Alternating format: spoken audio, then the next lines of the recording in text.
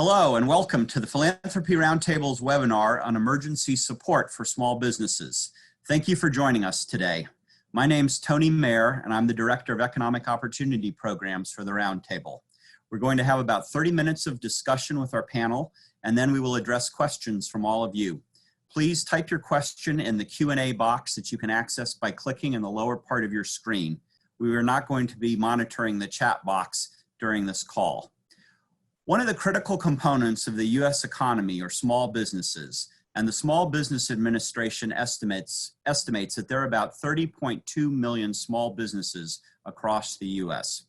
These businesses have traditionally employed more than 50% of American workers.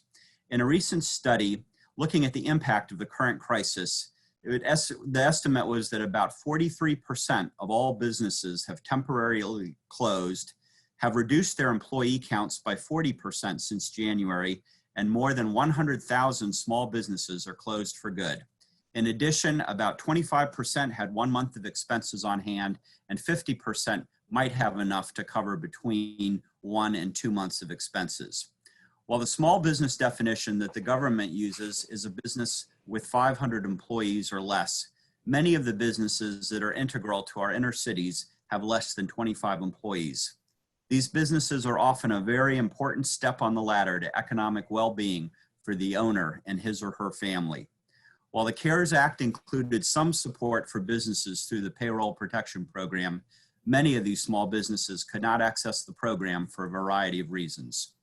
Joining me today are 4 people who have focused some of their recent time and attention and their philanthropic interest and investment on these owners. I'm pleased to have all of them on our call today.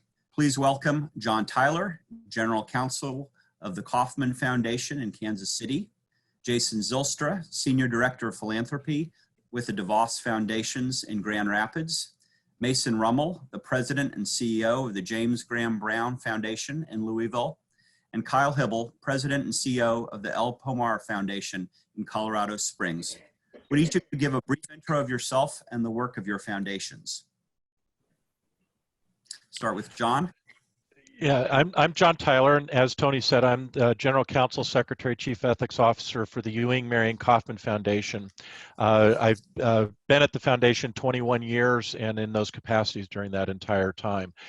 The foundation's core mission areas are urban education, which is very much focused on the Kansas City area, and then also entrepreneurship, which is much more national in scope.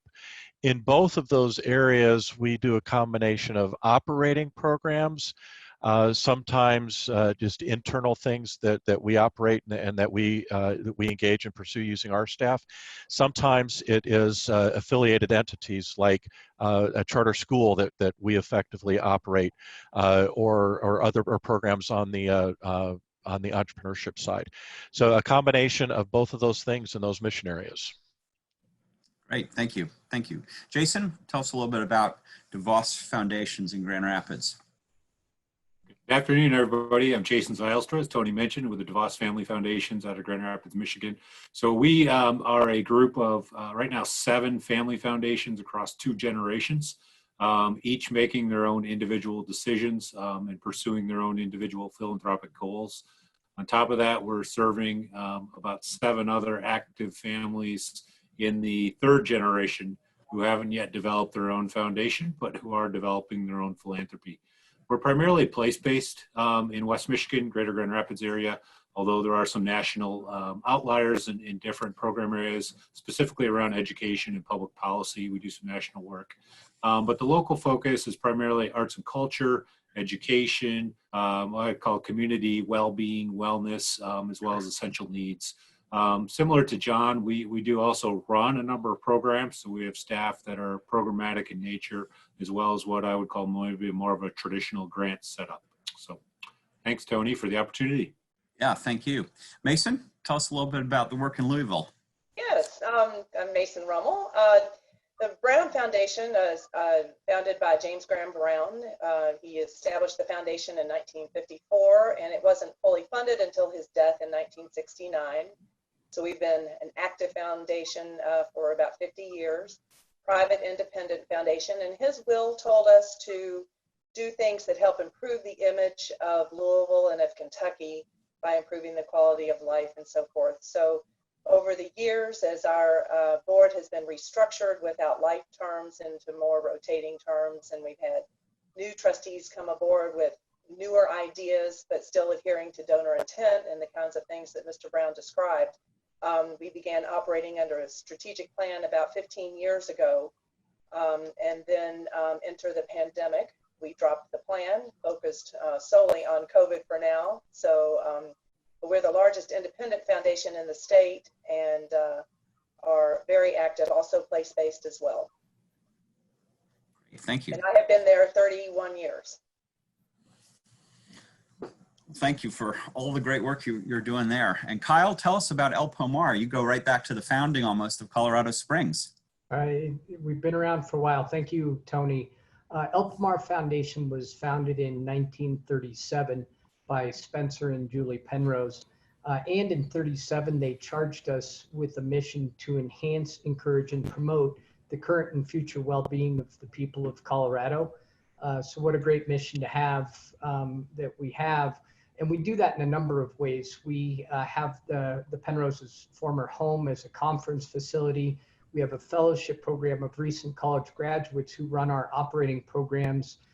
Maybe most importantly is our regional partnerships program, where we have 70 community leaders around Colorado's 64 counties who help us with our grant making. It's a pleasure to be with you today, Tony, and with everyone who we can't see. Great, thank you. Well, so John, tell us a little bit about Kaufman's thinking around support for small businesses and entrepreneurs, and maybe some of the things that any foundation should consider as they're considering support around small businesses and entrepreneurship. So one of the things, and one of the aspects of the entrepreneurship side of our programming is a very research-oriented emphasis. One, research that we do, that I and my colleagues do, but also research that we fund that others do as well, to try to understand the role of the entrepreneur in society, the entrepreneurial phenomenon, things that contribute to entrepreneurship being successful and barriers to successful entrepreneurship. And among the things that this research has discovered or unveiled are things about the broader impact of entrepreneurship on the economy, on job formation, on job creation. Entrepreneurs, businesses less than 5 years old are the largest, most significant source of net new jobs, much more so than large companies. Not that large companies don't hire, but they also lay off more people. And so the net new job creation comes from young businesses as they're starting and growing. On the barrier side, and Tony, you mentioned some of this. Entrepreneurs, startup companies, they run lean. They don't have a year's worth of savings to draw down on that's been earned by the company. Maybe a given entrepreneur has resources like that or through the family, but most entrepreneurs, have 2 weeks, maybe a month of operating reserve, and it's less than half of that for entrepreneurs that operate in low income areas. And so particularly in this pandemic, the effect of COVID forcing the shutdown of businesses and forcing entrepreneurs to go into different directions without the ability to plan for it. Even although entrepreneurs are pretty nimble, they make a living out of pivoting.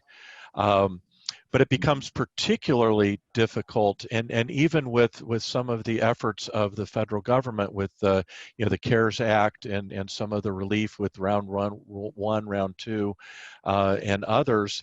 Kaufman research has long shown that there are disproportionate barriers in accessing capital. Minority entrepreneurs, women entrepreneurs, they're not as successful in getting loans from banks or in accessing capital from angels or venture capital or private equity.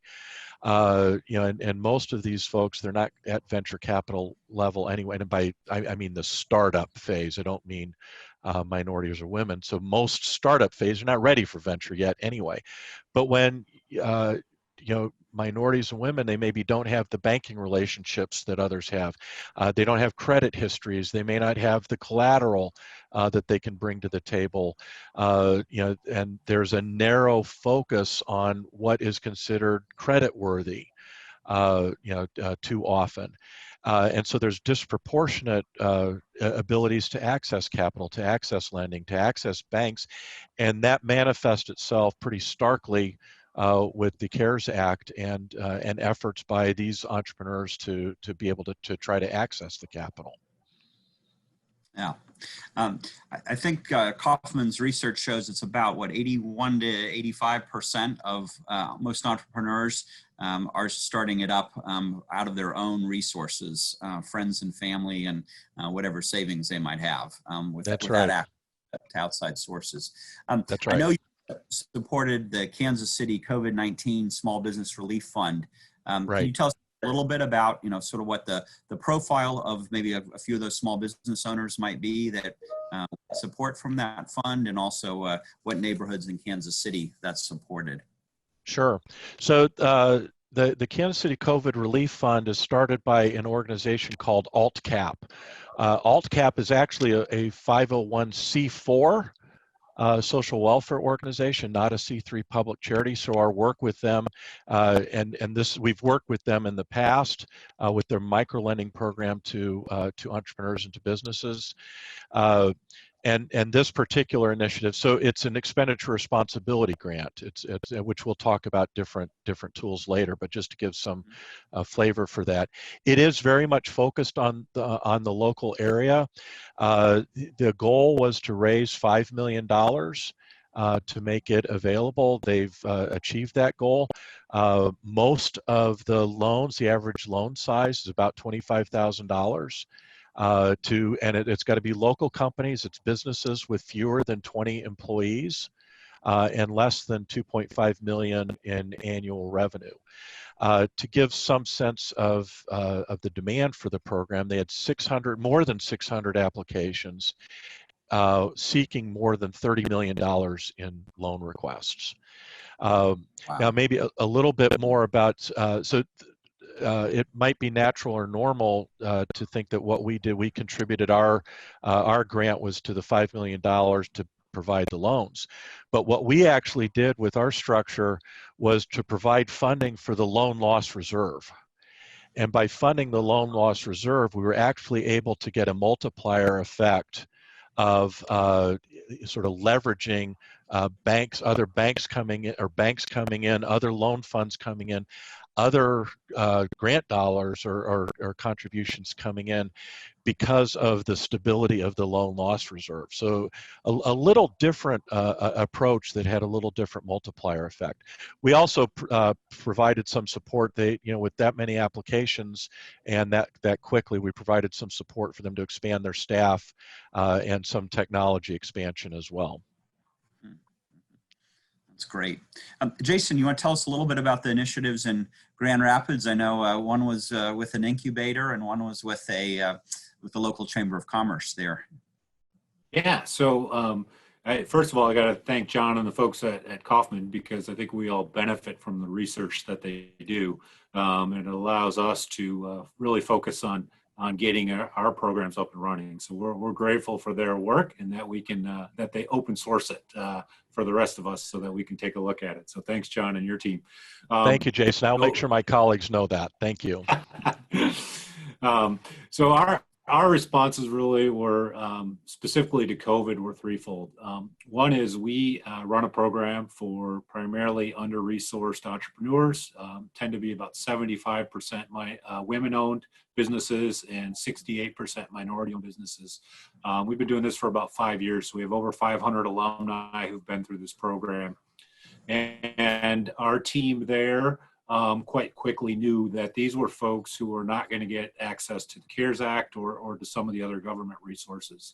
And quite early in the process, our trustees said, we want to be quick. We want to respond quickly. We want to respond with nimble solutions. we understand that abuse may happen. We want to minimize it, but we're willing to have some risk involved in terms of abuse and where these dollars go. And a big piece was they said, we believe in the ability of the entrepreneur and the business owner to make their own decisions. So we're willing to use intermediaries to grant cash to them so that they can choose where these dollars are best used. And then we also want it to be, in the case where we could, a bridge.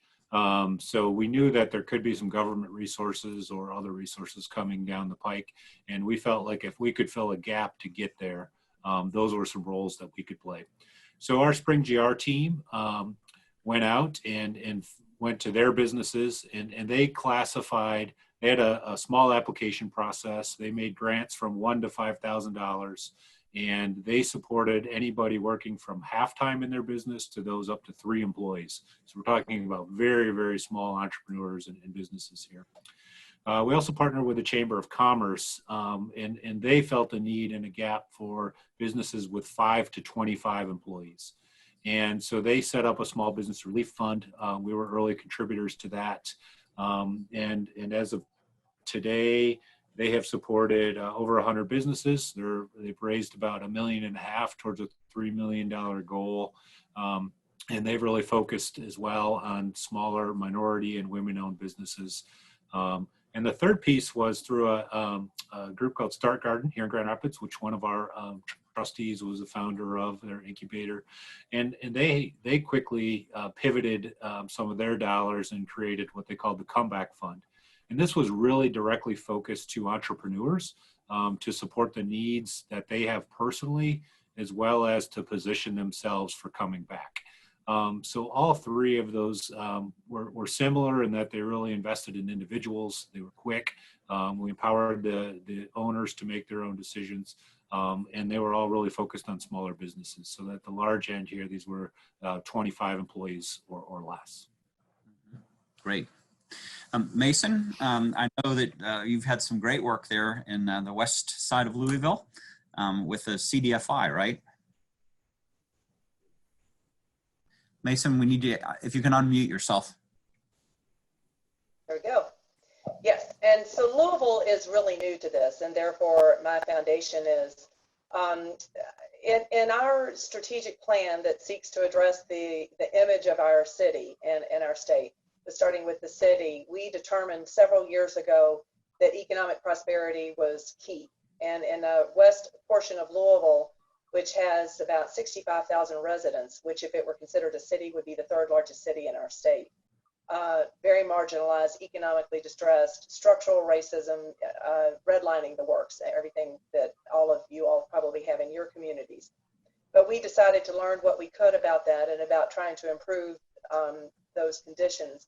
And what we found very quickly is for the size of a city that Louisville is, we had almost no CDFIs or CDCs compared to cities our size.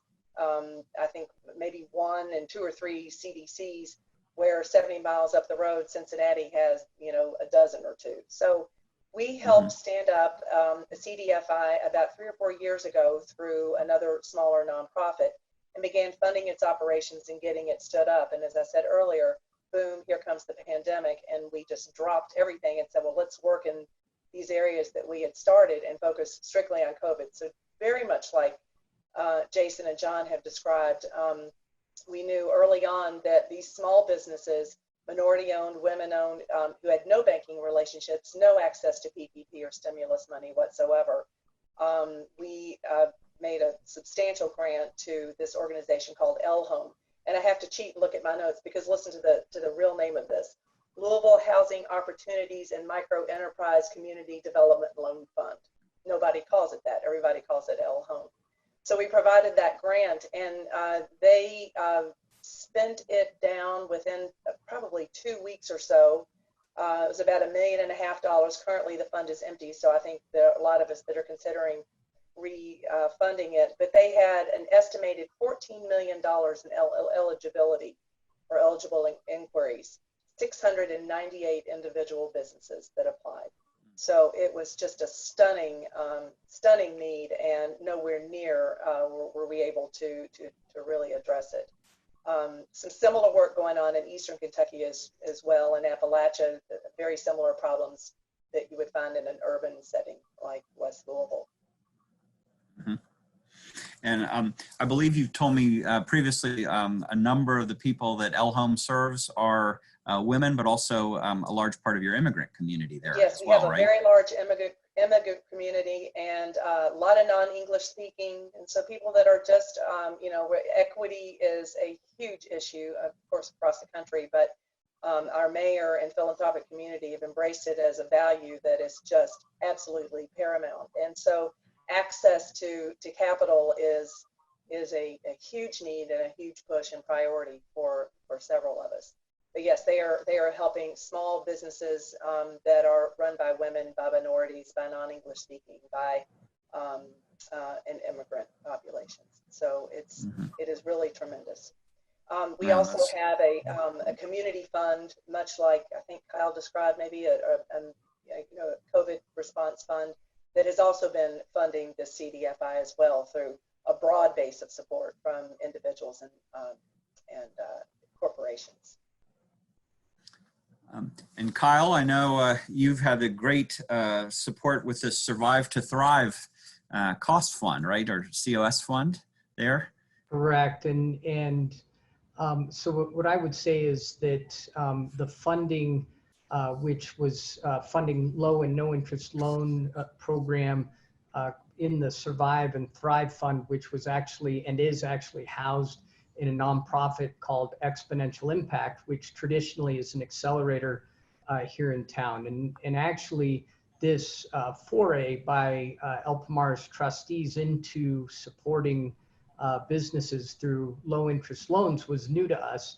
Our traditional approach was Colorado Assistance Fund, where the trustees a week after the first COVID individual was diagnosed in Colorado, allocated $1 million for emergency needs around the state, housing, utilities, medical care, that sort of thing.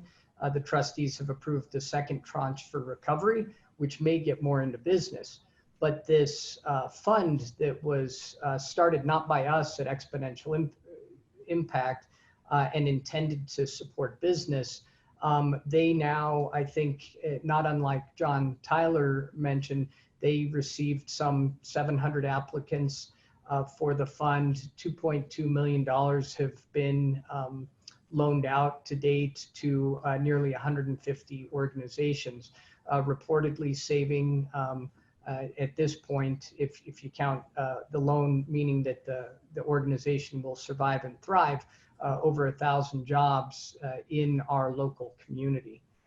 So it's an exciting thing, and it's not something that the trustees had done before or ventured into. There was a large debate as to should it be a program-related investment where we end up getting these loan dollars back and then reinvest them after that, or re-grant them, or should it be a traditional grant? Ultimately, the trustees elected to go with the traditional grant to the 501c3 Exponential Impact, which is engaged in that loan activity. In the good news category for them, if money comes back from these loans, then those dollars are going to go to Exponential Impact. And I believe you told me Exponential Impact had quite a strong mentoring program for its regular work with startups and entrepreneurs. Have they been able to adapt any of that mentoring program for the current environment for these business owners? Yes, they have, Tony, and they've been very intentional in this. If you look at the number of organizations, almost 150, there are some 100 mentors who have signed up to help coach. So almost every single company or individual which received a loan actually has a mentor. And then they also have the opportunity to attend relevant programming, whether it's a Zoom on legal issues for your business, or financing issues for your business, that sort of thing. So it's pretty exciting how they took this holistic approach that they were engaged in before and have applied it to the low interest loan environment that they're in now.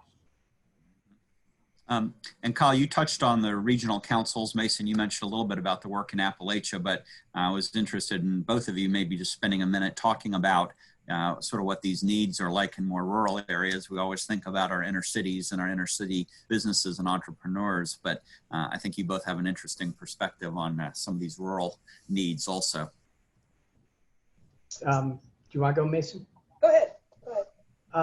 I think what I would say is that, you know, this COVID crisis is both a health crisis and an economic crisis. And in a lot of these rural areas, which are less hard hit by the health effects, the economic crisis is real for them, and each community is affected differently, and how they're going to come out of it, whether it's because tourism is going to be slow to come back. So a lot of Colorado's rural areas are scratching their heads going, what do we do from here? And so we're turning to our regional councils with this $1 million opportunity. It's about 100,000 in each region, which is about 4 or 5 counties. How can they use that money to leverage their recovery? So that's how we're looking at it in Colorado. Yeah, and the same is true in Eastern Kentucky and Appalachia. The problems are still the same. They're just so much worse. It's just so much, you know, in Eastern Kentucky, you know, there, just as in West Louisville, very little access to major capital to sustain the economy or the business. They were just beginning to kind of take off on some tourism efforts with outdoor experiences and things. There are all kinds of attempts at trying to draw people into the region, but you know, that's just completely stopped now, of course. What I've learned from the loan programs that we funded through the Foundation for Appalachian Kentucky, they were making direct loans to anyone from a hairdresser to a pizza parlor. And they're talking about Main Street businesses that make up the culture and vibe of these tiny little towns. So maybe not a big economic engine, but has everything to do with the life and vitality, the quality of life of the people.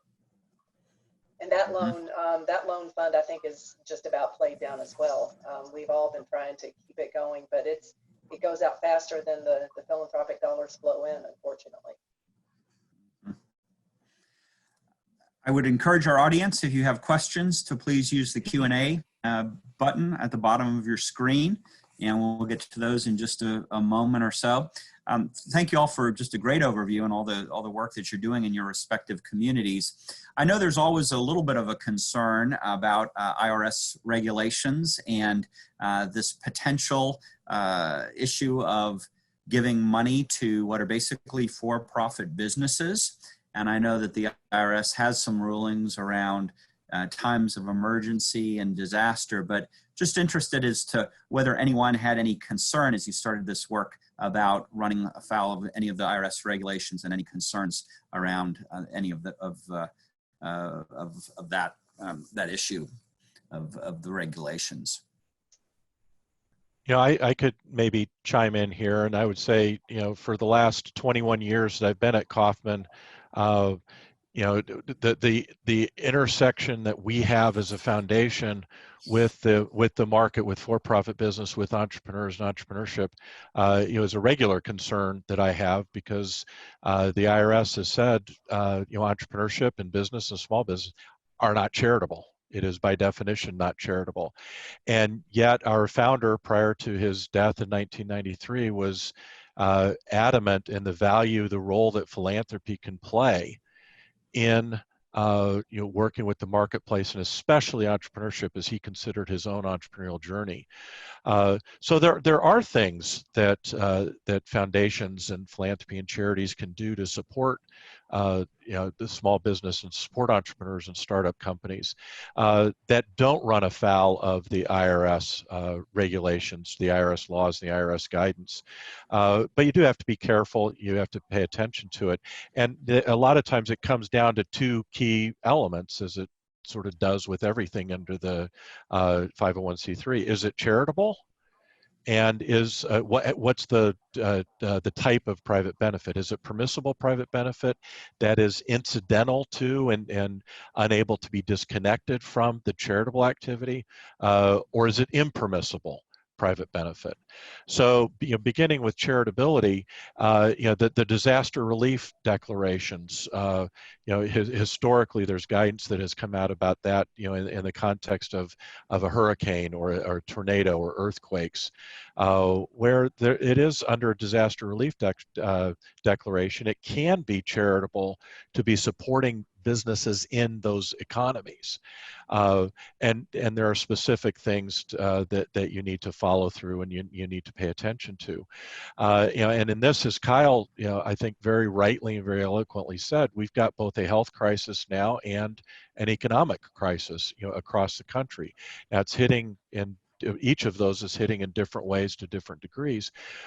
And we've got national, we've got state, we've got local, disaster declarations and emergency declarations that do open the door for thinking differently and more expansively about some of the ways philanthropic engagement with entrepreneurship and small business is and can be charitable.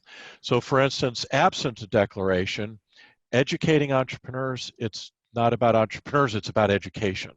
And taking those sorts of approach, and there are degrees. The mentoring programs that Kyle mentioned and Mason mentioned, and Jason alluded to some of the intersections with education, teaching, not life skills experience.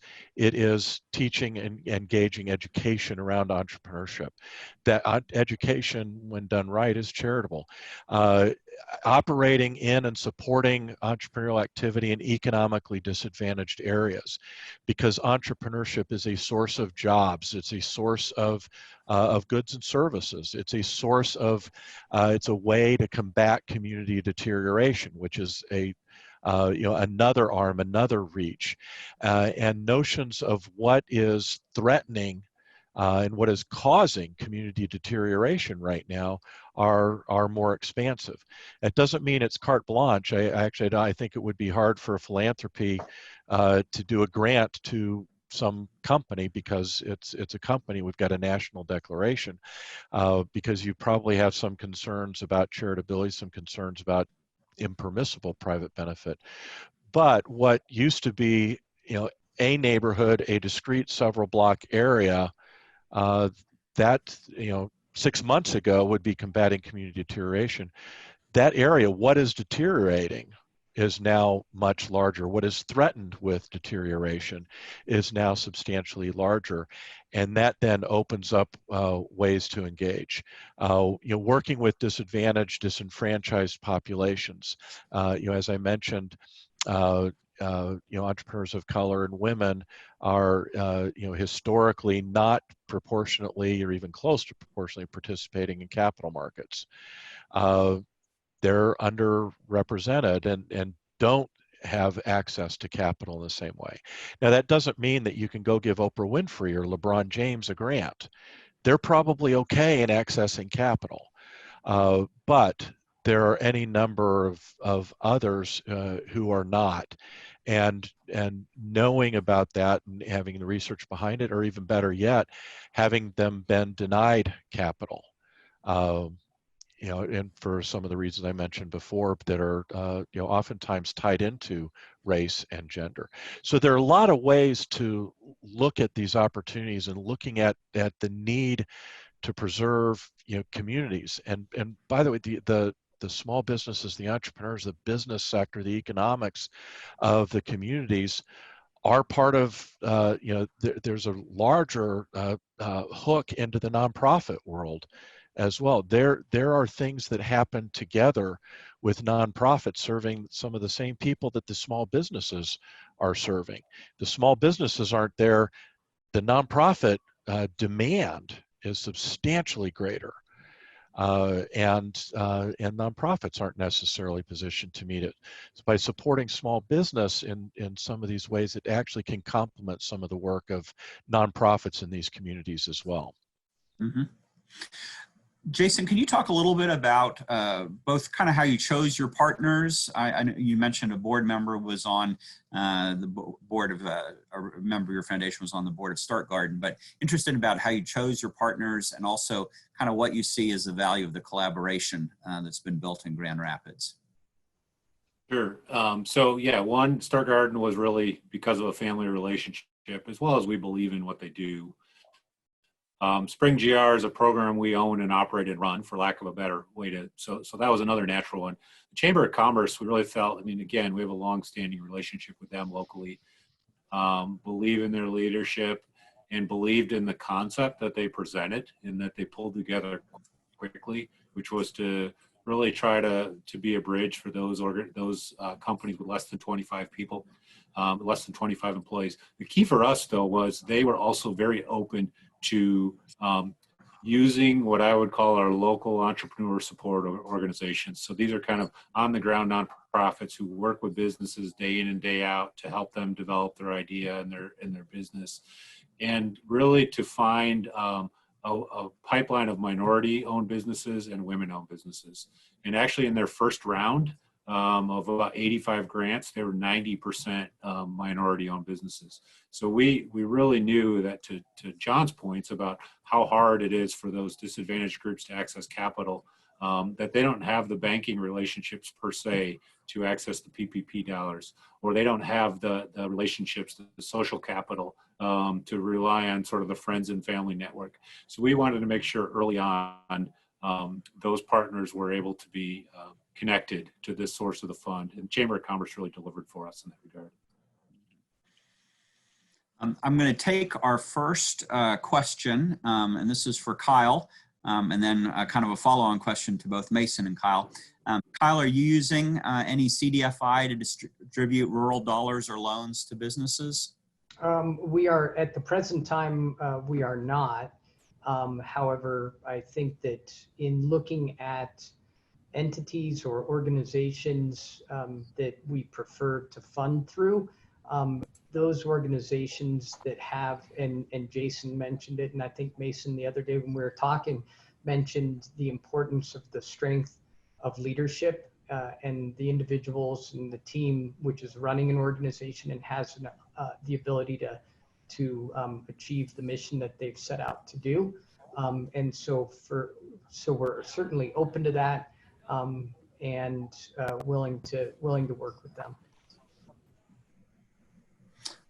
And then the follow-up question for both of you is, what's the average size of the small business rural loans? What I've learned is it really depends on the industry. If it's there are beauty and barber shops that tend to be smaller loans than restaurants, but they can be as small as a few $1,000s and up into the tens of thousands. I don't see them in big six figures yet. They haven't raised really that kind of money to make those kinds of loans. But the leadership, I just want to follow on that. It really is it's all about that. L Home in Louisville has an almost 0% default rate. The woman that runs this thing has a lot of experience, and her team that assesses risk and works with the loan recipients. There's a requirement for financial literacy and education and counseling all along. So it is wildly successful. I mean, nobody knows of an institution that does it that well. And that's how we've done this safely. We are not sophisticated enough at my foundation to be making the direct loans yet. So we are working with CDFIs and nonprofits that know exactly what they're doing and doing it well. And those community development financial institutions, I think, Mason, you said that was your first introduction, right, with L Home to a community development financial institution? Yeah, we were the funder that got it started. Mm-hmm. So it was sort of the blind leading the blind at first until we found this terrific leader. And Kyle, would you say similar size of loans that you've seen? For the Survive and Thrive Fund at Exponential Impact, it ranges from 5,000 to 25,000, with 20,000 being their average grant. Mm-hmm. Great. So I've got another question here about the main obstacles for businesses that you all have seen accessing the money under the CARES Act. I know that we talked about a number of reasons, but would any of you share a couple, maybe one or two of those that you saw that were the biggest barriers for people being able to access the PPP? Well, besides the systems sort of not working and the log jam, you know, the technology issues they had, for us, what we found out, it was that these smaller organizations had no banking relationships. Right. Without the banking relationship, they couldn't get in the door and even fill out an application. Yeah, or a lot of them had banking relationships with CDFIs, and only about 10% of CDFIs were in the pool to get money from the CARES Act. So, so the decisions to work through effectively the big banks to get the money out there. But if you didn't have banking relationships with them, or in one instance, I'm aware of somebody who had a savings account with the bank, but a credit card with a different bank. The bank that there was a savings relationship with said, no, your banking relationship is over there with the credit card bank, because that's where that is, and that bank hadn't yet been set up at the time I was aware of the story. So it's mostly around things like that. Mm-hmm. And I've had the chance to see in two instances where smaller nonprofits, which don't necessarily know what to do and how to get that loan, have benefited from being part of a larger network. One is the national governing bodies of amateur sport. Colorado Springs has some 24 Olympic national governing bodies, and they actually had a program through the United States Olympic and Paralympic Committee to help teach the national governing bodies how to go through the process. Similarly, Junior Achievement USA, which is headquartered in Colorado Springs, their CFO did lessons with 104 or so JA units around the country, which helped them achieve payment through PPP. What about the issue of businesses that really were not viable before the pandemic and probably would not have made it anyway as business enterprises? Is this a concern at all for you and your respective partners in each community around making these decisions about who gets the loans to go forward? Tony, I'll take that first. So I actually talked to the Chamber of Commerce yesterday about the program that we're working on with them, and it's anecdotal, but their response was for 80% of the businesses that have been served, and that's at 136 grants right now, they felt like this money was the make or break, that this really was enough to bridge to tip them into staying open. Now, is that an exact science? No, I don't think so. But as we talked about this with our trustees, the overwhelming response is we would rather jump in early and be part of trying to be a solution rather than sit out for the sideline waiting for perfect. And so in the scheme of things, we felt like a response was get in the game, be part of something, know that there will be some slippage or some abuse or some bad, everything won't be perfect. But we'd rather help those that we can than watch those watch people fail from the sideline. I think, and I'll chime in there too. I mean, there's the notion of what is viable and non-viable in ordinary times when you're in startup mode, and the nature of startups is that 75% of them close by year 5, half of them are closed by year 3.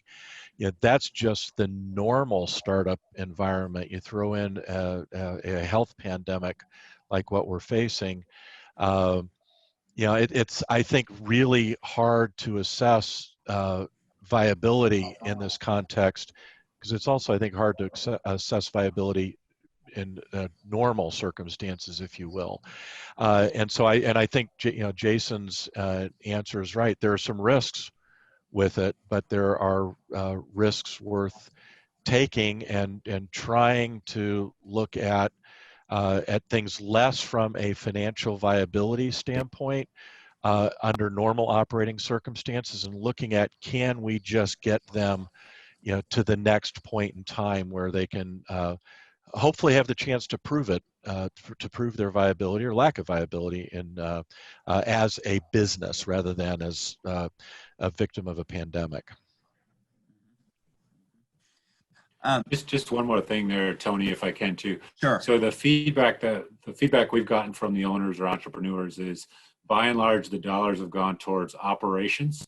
The last point that people have made is paying themselves. So it's paying their rent, it's paying their vendors. But the second biggest thing it's gone towards is some type of pivot. So it's some type of a change in their business to meet the current conditions. So just the scrappiness of these individuals and the sort of shot in the arm that they've been given with anywhere from $2,000 to $5,000, $10,000 has really given them the confidence and the ability to say, I need to change right now to keep my business viable. And this gives me the ability and the hope that I can do that. Mm-hmm. Maybe turn this one to Mason and Kyle. How have you all shared your grant making efforts with other donors and funders in your community? I know some of these efforts have been truly community wide, and so that has brought other donors and funders together. But then also, in addition to attracting and sharing that information with other donors and funders, how have you shared it with the public at large? I'll start with that. First of all, I don't know about the rest of you, but I'm on Zoom all day long, from 8 o'clock in the morning until 5 or 6 at night. And so I think I'm talking to the public and to funders and my colleagues more now than I probably ever did when we were in person. There is a lot of communication out there about what's going on. We happen to have a mayor who sort of labels our city, and his dream is that we are the most compassionate city in the world. So there is a lot of highlighting and sort of lifting up this kind of work altogether. I'm on the selection committee for our big community-wide COVID response fund, and so I use any opportunity I can to tell people about these opportunities. We don't have a lot of foundations in our city, again, for a city this size, and most of them have a fairly narrow focus. There are only a couple of us that I would call us general purpose. But any chance that I can preach to the choir, I do it.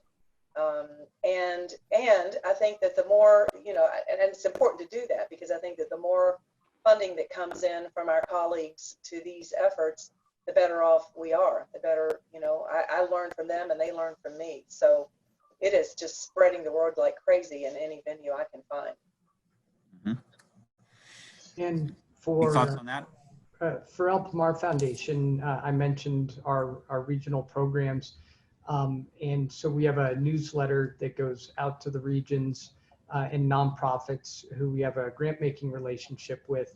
And in those e-newsletters, we will include information about our internal Colorado Assistance Fund, which individuals can have organizations can have access to, but we'll also include information about the Survive and Thrive Fund for targeted for the local Colorado Springs area, or include the state of Colorado has the Colorado COVID Relief Fund, and we will include that in our newsletter communications.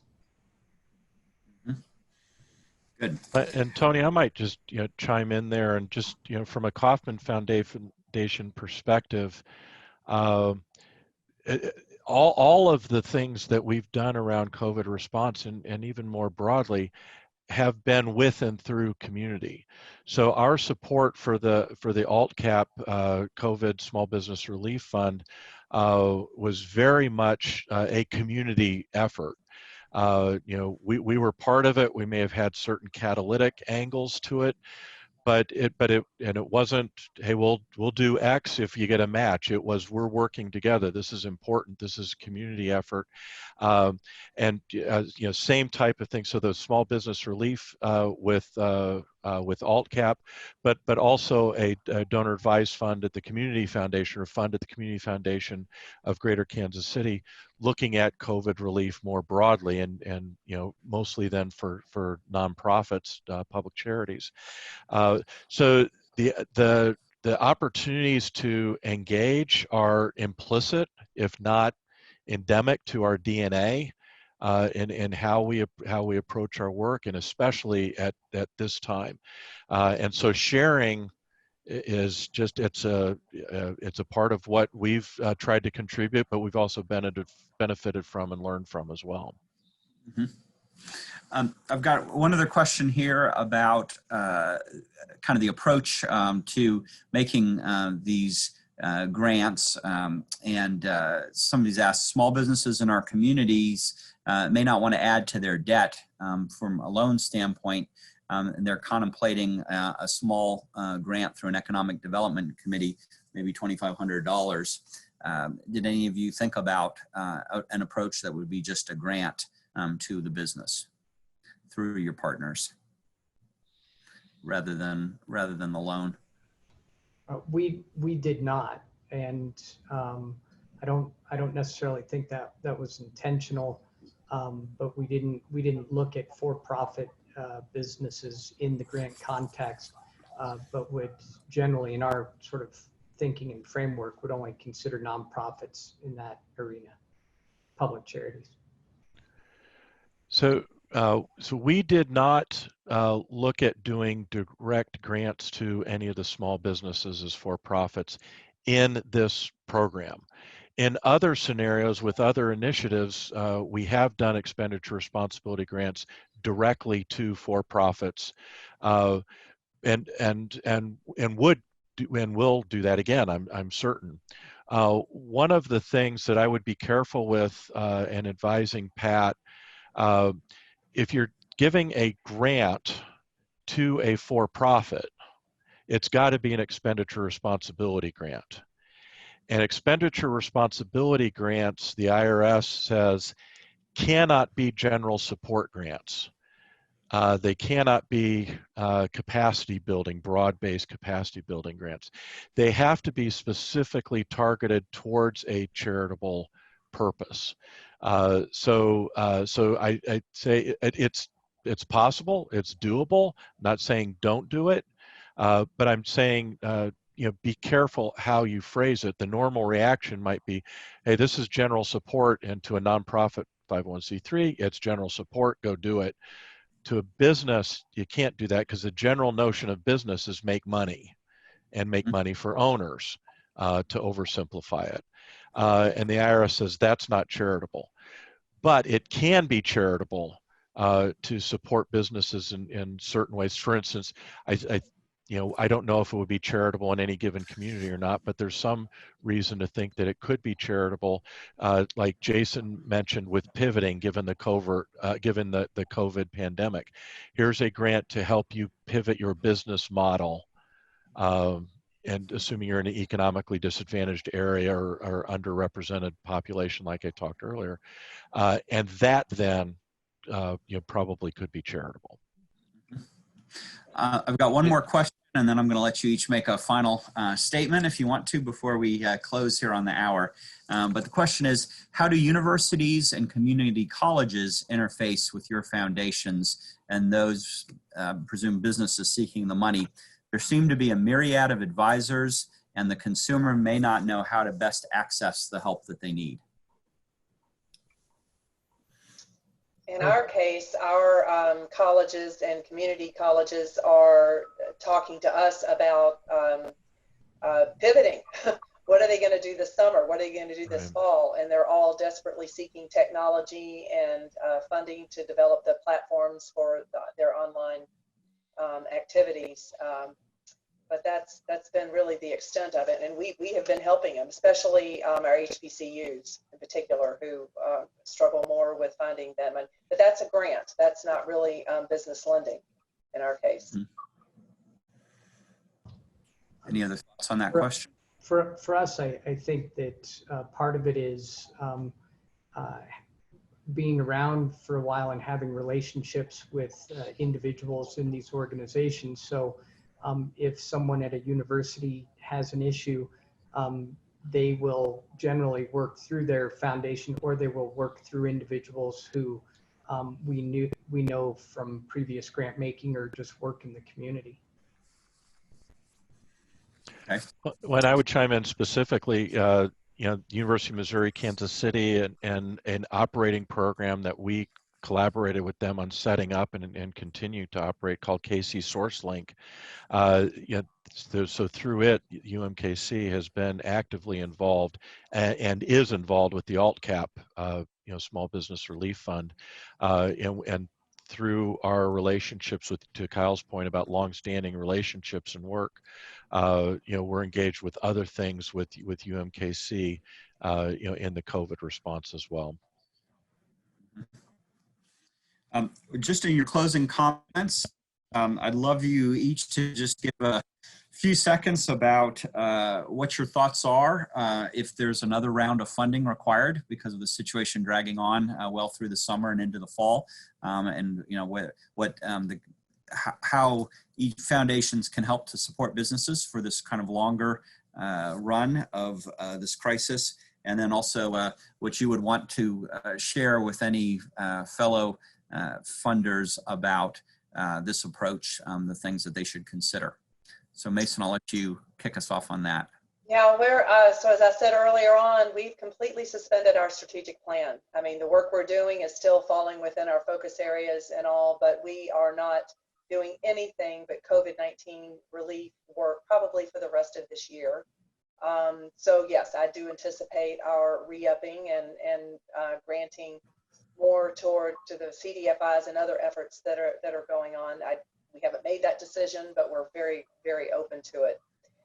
My advice, if there's anyone listening that has not done this before, coming from a newbie and who's experiencing serious gratification from it and seeing the success in it, is to partner with someone who knows what they're doing. In our case, we're not making direct loans to businesses, but are working with the Cdfi L-Home that is experienced, at least their leader is experienced, and they're teaching us along the way. So it's a safer way to do it. It's a way to still get the job done if you don't have the internal infrastructure or know how to do it. But my advice is find the expert out there and support the heck out of them, because they need it as much as the businesses that are seeking to support themselves. Good. Jason? Sure. As I don't know, Tony, if another round's going to be needed. I think we will have to just wait and see. I think where we've begun to pivot as Michigan opens up is how can we help as philanthropy share safe return to work practices as businesses begin to reopen. So again, working with our local Chamber of Commerce and some other business groups, providing resources, tools, education, access to PPE and other supplies of how do we help educate and teach business owners of what it's going to look like to operate safely as they begin to reopen over the summer. Kyle, last word. Great. In the world of back-to-back Zooms, my next Zoom is for that $1 million recovery fund. So I believe that is the next tranche. The trustees approved $1 million of emergency funding. And now that we are trying to figure out how to go about with the framework for this recovery fund. With regard to grant making moving forward, I'd encourage people to look at and explore program related investments, since the regulations have become more specific around those in the last few years. And I know John and other organizations do this regularly, but many of us haven't. So it's sort of like an exciting new world, so check it out. Very good. John? Yeah, thank you to you, Tony, and to the Philanthropy Roundtable for identifying this topic and pulling the webinar together. And thanks to the folks who are on the line listening to it. I mean, clearly, you all have a commitment to your communities and to the small businesses and entrepreneurs in your communities. And you've also got at least curiosity, if not something more, about non-traditional ways to engage philanthropically with those folks and to support them. Hopefully, a key takeaway from this session is that it is doable. There might be some additional layers of complexity, but they're workable. And they're not impediments to helping entrepreneurs and in helping entrepreneurs, helping the communities that we all live in and that they serve. If I can be helpful, I'm happy to do that. You can connect with me at Kaufman.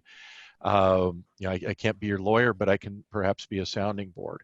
And thinking differently and then acting different is a good thing and will help make philanthropy stronger, which helps make communities stronger. So thank you, everybody, for your work in that regard. Yeah, well, thank you all very, very much. And the leadership that you all are showing, the work you're doing to keep the fabric of your local communities from further fraying is tremendous. So I want to thank you, and I want to thank our audience for participating with us today. And thank you very much. Have a great afternoon. Bye-bye. Thank you. Bye-bye.